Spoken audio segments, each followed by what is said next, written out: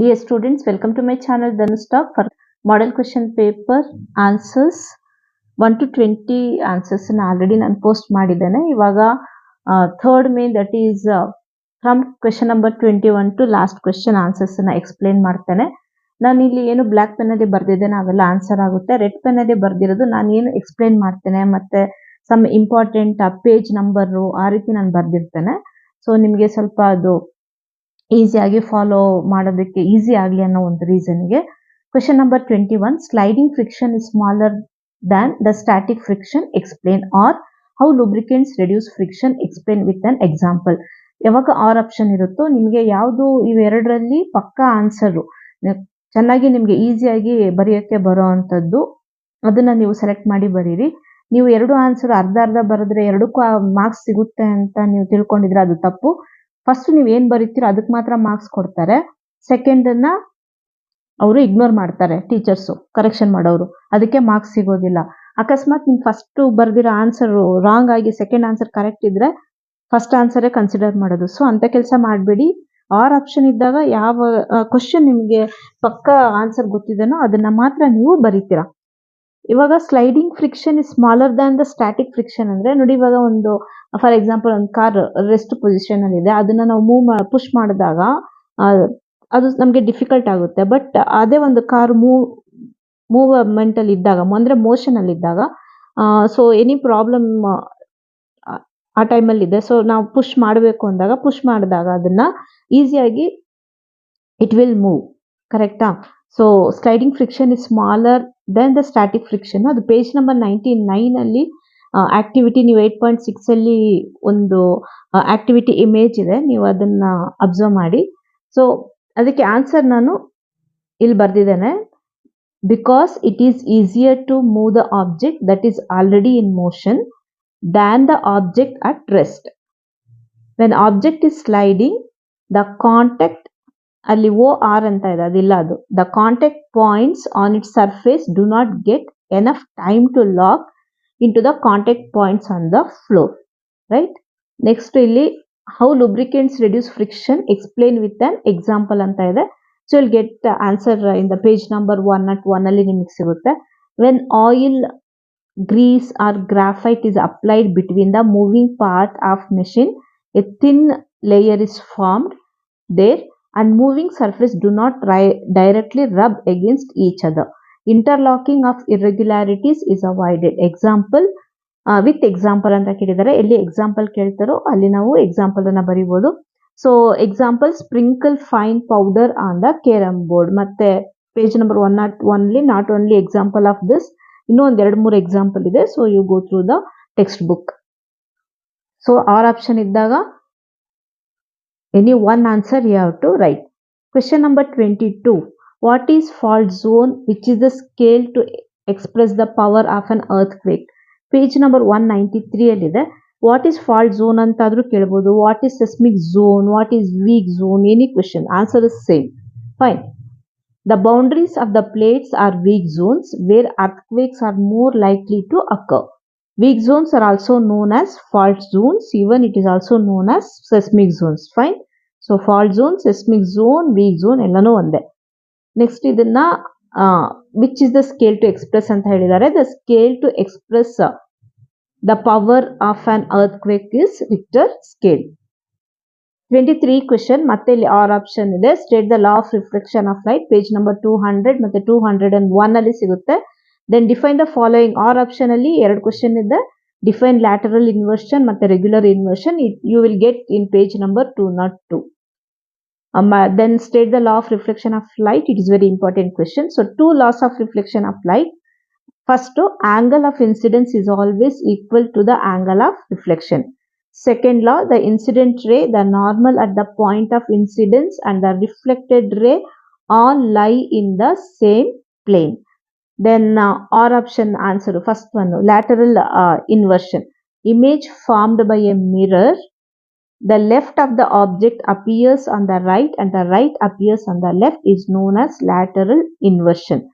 Then for second, regular reflection. Again, reflection from a smooth surface like that of a mirror is called regular reflection. ಇಲ್ಲಿ or option question ಇದ್ದಾಗ ನೀವು ನೋಡಿರಬಹುದು question all the questions are from the same chapter, like chapter, ಕರೆಕ್ಟಾ? So ಮತ್ತೆ ಇನ್ನೊಂದಿಲ್ಲಿ R option ಇತ್ತು, friction. So from the same chapter, so same chapter ಇಂದಾನೆ R option ಬಂದಿರುತ್ತೆ ಅಂತ ಆಯ್ತು. Next, product obtained in between the chemical reaction of iron, oxygen and water is tested with blue and red litmus paper. What the change you observed ಅಂತ ಕೇಳಿದ್ದಾರೆ. And the color of the litmus paper changes ಆಗಿದ್ರೆ which is the character of the product responsible ಅಂತ ಹೇಳಿದ್ದಾರೆ. ನೋಡಿ, basic solution ಆಗಿದ್ರೆ red litmus paper experiment ಮಾಡಿದಾಗ blue colour ಅನ್ನ ತೋರಿಸುತ್ತೆ, turns to blue. Acidic in nature ಇದ್ರೆ solution blue litmus red litmus ಪೇಪರ್ಗೆ ಚೇಂಜ್ ಆಗುತ್ತೆ. ಆಯ್ತಾ? ಈಗ ನಾವು ಅಯನ್ ಬಂದ್ಬಿಟ್ಟು ಆಕ್ಸಿಜನ್ ಅಂಡ್ ಮಾಯಿಶ್ಚರ್ ವಾಟರ್ ಜೊತೆಗೆ ರಿಯಾಕ್ಟ್ ಆದಾಗ ಒಂದು ಹೊಸ ಪ್ರಾಡಕ್ಟ್ ಫಾರ್ಮ್ ಆಗುತ್ತೆ. ಅದು ರಸ್ಟ್ ಅಂತ ಹೇಳ್ತೇವೆ, ತುಕ್ಕಿಡಿಯೋದು ಅಂತ ಹೇಳ್ತೀವಲ್ವಾ, ರಸ್ಟ್. ಅದು nothing than iron oxide. Okay, so ಇಲ್ಲಿ ಆನ್ಸರ್ ಬರೆದಿದ್ದೇನೆ ನೋಡಿ.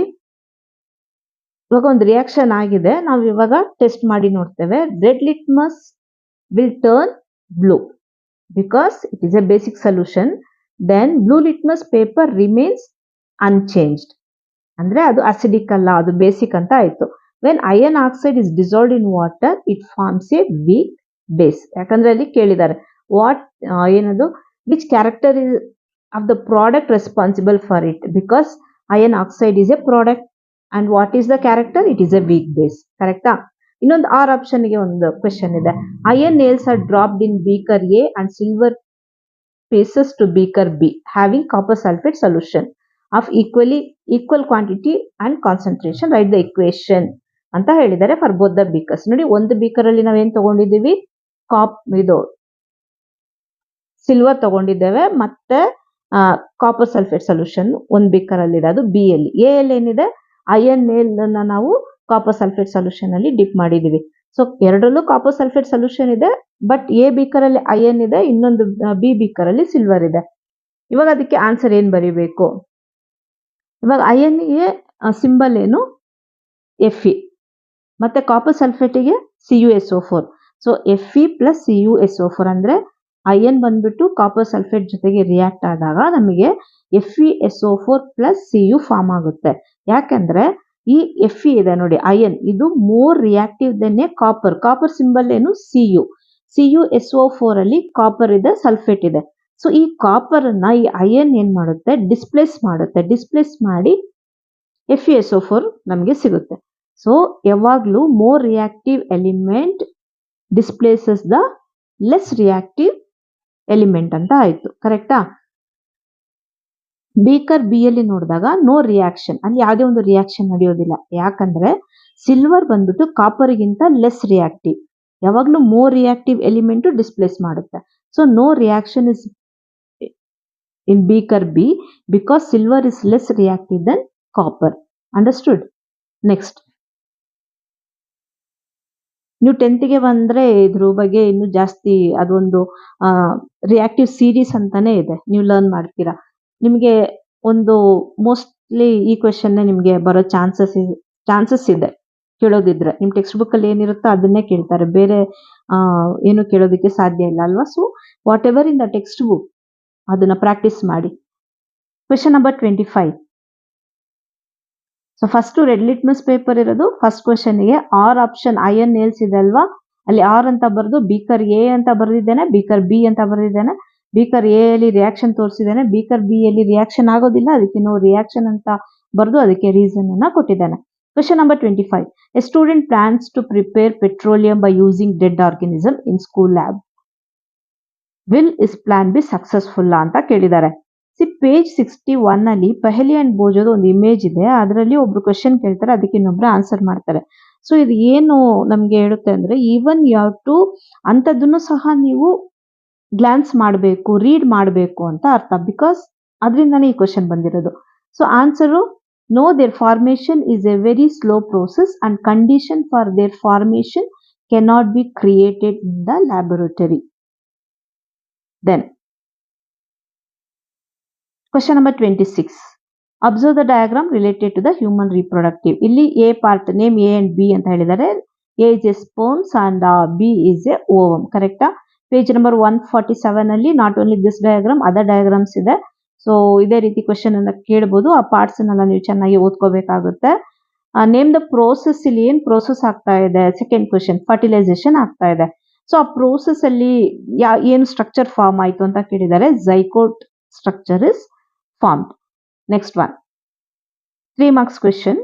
ಇಲ್ಲಿ ಮತ್ತೆ ಆರ್ ಆಪ್ಷನ್ ಇದೆ. What is electroplating? What are the advantages of coating chromium on the other metals? So electroplating andre the process of depositing a layer of any desired metal on another material by means of electricity.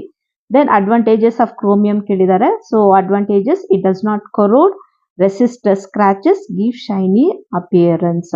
So 3 marks andre electroplating ಗೆ 1.5 marks ಮತ್ತೆ advantages ಗೆ ಈ ರೀತಿ marks ಅನ್ನು ಅವರು distribute ಮಾಡಿರ್ತಾರೆ. So ಇವಾಗ ಈ ರೀತಿ 2 ಕ್ವೆಶನ್ ಇದ್ದಾಗ if you know only electroplating write that. ಮತ್ತೆ ವಾಟ್ ಆರ್ ದ ಅಡ್ವಾಂಟೇಜಸ್ ಗೊತ್ತಿಲ್ಲ ಅಂದ್ರೆ ಅಟ್ ಲೀಸ್ಟ್ ಆರ್ ಆಪ್ಷನ್ ಅಲ್ಲಿ ಇರೋ ಕ್ವೆಶನ್ಗೆ ಫುಲ್ ಆನ್ಸರ್ ಗೊತ್ತಿದ್ರೆ ಅದನ್ನ ಬರೀರಿ. ಸೊ ಫಸ್ಟ್ ಕ್ವೆಶನ್ ಏನಿದೆ ಅದನ್ನ ಬಿಟ್ಬಿಡಿ. ಅಲ್ಲಿ ಅರ್ಧ ಇಲ್ಲಿ ಅರ್ಧ ಅಂತ ಹೇಳಿ ಮಿಕ್ಸ್ ಮಾಡಿ ಬರ್ದು ಮಾರ್ಕ್ಸ್ ನ ಲೂಸ್ ಮಾಡ್ಕೋಬೇಡಿ. ನೆಕ್ಸ್ಟ್ ಆರ್ ಆಪ್ಷನ್ ಅಲ್ಲಿ ಏನ್ ಕ್ವೆಶನ್ ಇದೆ? Tin cans are suitable than iron cans for storing food items. Why? Page number 179 ಅಲ್ಲಿ ನಿಮಗೆ ಇದು ಆನ್ಸರ್ ಸಿಗುತ್ತೆ. ಸೊ ಇಲ್ಲಿ answer tin is less reactive than iron, thus food does not come in contact with iron and is protected from getting spoiled. Then draw the diagram showing different zones of the candle flame. It is very important diagram. So figure 10.13 page number 130 ಅಲ್ಲಿ ನಿಮಗೆ ಸಿಗುತ್ತೆ ಅದು. ಇನ್ನೊಂದು diagram ಕೇಳಿದ್ದಾರೆ. Draw the diagram showing the structure of animal cell and you have to name the part nucleus and vacuole. Page number 141 figure 11.7 B ಅಲ್ಲಿ ನಿಮಗೆ ಸಿಗುತ್ತೆ. Then question number answer the following each carries 4 marks. ಇಲ್ಲಿ ಮತ್ತೆ option ಇದೆ. Question number 30 A ಅಲ್ಲಿ which are the general preventive measures of malaria. Or option ಅಲ್ಲೂ ನೋಡಿ ಮತ್ತೆ a question which are the general preventive measures of tuberculosis. So ನೀವು page number 24 table 2.1 ಅಲ್ಲಿ general preventive measures ಎಲ್ಲ ಇದೆ. ಅದನ್ನ ನೀವು ಬೇರೆ ಬೇರೆ ಒಂದು ಡಿಸೀಸ್ ಸಹ ಅದರಲ್ಲಿ ಇದೆ. So you have to learn all those things. So first A ಕ್ವೆಶನ್ಗೆ ಆನ್ಸರ್ ಮಾಡೋಣ. Preventive measures: use mosquito net and repellents, then spray insecticides and control breeding of mosquitoes by not allowing water to collect in the surrounding. You will get answer in page 24 table 2.1. Pasteurized milk can be consumed without boiling. Why? Page number 26 ಅಲ್ಲಿ ಸಿಗುತ್ತೆ answer ಅದು. Pasteurized milk is free from harmful microbes. The milk is heated to about 70 degrees to 15 to 30 seconds and then suddenly chilled and stored. By doing so it prevent the growth of microbes. Or option ಅಲ್ಲಿ ಮತ್ತೆ preventive measures of tuberculosis, ಇನ್ನೊಂದು use of vinegar prevents the spoilage of pickle. Why ಅಂತ ಕೇಳಿದ್ದಾರೆ. So tuberculosis answer ನೋಡ್ಬಿಡೋಣ. Vaccination at suitable age, keep the patient in complete isolation, keep the personal belongings of the patient away from other persons. B ಕ್ವೆಶನ್ಗೆ ನಿಮಗೆ page number 25 ಮತ್ತೆ 26 ಅಲ್ಲಿ preservation method, different preservative methods ಇದೆ, ಅದನ್ನೆಲ್ಲ ನೀವು ಓದ್ಕೋಬೇಕಾಗುತ್ತೆ. So answer: because bacteria cannot live in such an environment, oil and vinegar prevent spoilage of pickles, prevent the attack of microbes. Then 5 marks question, last question, list the effect of force on object. Question number 31 page number 84 ಅಲ್ಲಿ ಒಂದು 5 points ಇದೆ. ಮತ್ತೆ what is pressure, nails have sharp edge. Why? Nails have sharp edge. Why ಗೆ activity 7.12 ನ ನೀವು read ಮಾಡಿ. So you will get complete idea ಸಿಗುತ್ತೆ ನಿಮಗೆ. So answer you will get in page number 88 for this what is pressure. Fine. So list the effects of force on object ನೋಡೋಣ. ನೀವು ಒಂದು ABCD ಅಂತ ಹೇಳಿ ಪಾಯಿಂಟ್ಸ್ ವೈಸ್ ಬರೀರಿ, otherwise ಒಂದು dot ಇಟ್ಟು ಸ್ಟಾರ್ ಇಟ್ಟು, ದಟ್ ಈಸ್ ನಿಮಗೆ ಹೇಗೆ ಅನ್ಸುತ್ತೋ ಆ ರೀತಿ ನೀವು ಪಾಯಿಂಟ್ ವೈಸ್ ಬರೆದ್ರೆ ಟೀಚರ್ಸ್ಗೆ ಈಸಿಯಾಗಿ ನೀವೇನು ಬರ್ದಿದ್ದೀರಾ ಅನ್ನೋದು ಐಡೆಂಟಿಫೈ ಮಾಡಿ full marks you will get. First point, may make an object move from rest. Second, may change the speed of an object if it is moving. Third point, may change the direction of motion of an object. Then next point may bring about a change in the shape of an object. Then last point may cause some or all of this effects. Then for or sorry, not or option, B compulsory question A and B. ಇಲ್ಲ option ಕೊಟ್ಟಿಲ್ಲ. So B question, pressure, the force acting on a unit area of a surface is called pressure.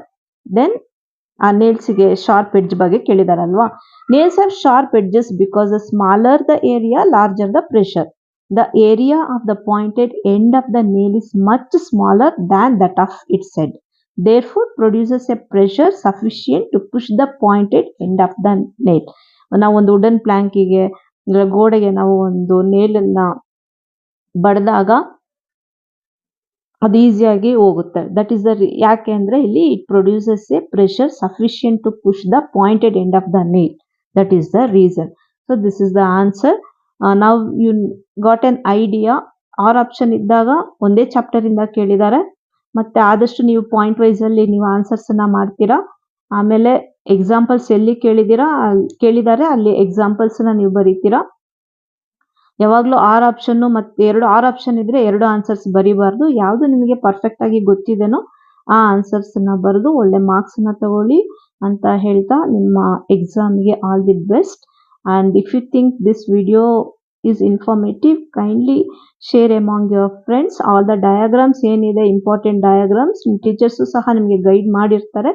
ಅಷ್ಟು diagrams ಅನ್ನ ನೀವು practice ಮಾಡ್ಕೊಳ್ಳಿ. ನಿಮಗೆ ಇವಾಗ ಗೊತ್ತಾಯ್ತು ಡಯಾಗ್ರಾಮ್ಸ್ಗೆ ಇಲ್ಲಿ ಎಷ್ಟು ಮಾರ್ಕ್ಸ್ಗೆ ಕೊಟ್ಟಿದ್ದಾರೆ ಅಂತ ಹೇಳಿ. ಸೊ ಅಷ್ಟೇ ಮಾರ್ಕ್ಸ್ಗೆ ನಿಮ್ಮ ಮೇನ್ ಎಕ್ಸಾಮಿಗೂ ಬರುತ್ತೆ ಅಂತ ಹೇಳ್ತಾ ವಿಡಿಯೋನ ಎಂಡ್ ಮಾಡ್ತಾ ಇದ್ದೀನಿ. Thank you.